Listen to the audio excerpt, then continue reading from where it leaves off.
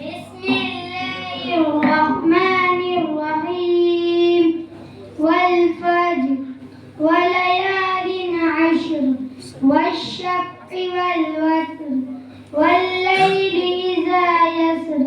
هل في ذلك قسم لذي حجر ألم تر كيف فعل ربك بعاد إرم ذات العماد التي لم يخلق مثلها في البلاد وثمود الذين جابوا الصخر بالواد وفرعون ذي الأوتاد الذين طغوا في البلاد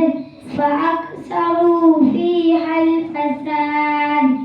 فصب عليهم ربك سوط عذاب إن ربك لبالمرصاد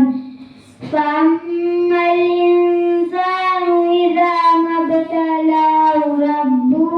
فأكرمه ونعمه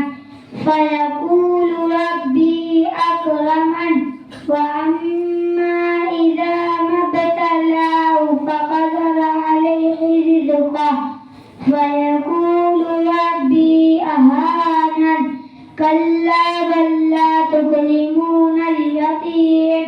ولا تحاضون على طعام المسكين وتأكلون التراث أكلا لما وتحبون المال حبا جما كلا إذا دكت الأرض دكا دكا وجاء ربك والملك صفا صفا وجيء يومئذ بجهنم يومئذ يتذكر الإنسان وأنى له الذكرى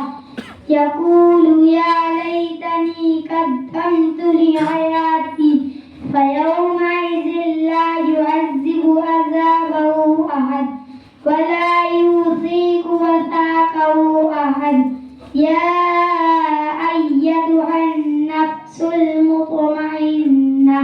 ارجعي إلى ربك راضية مرضية فادخلي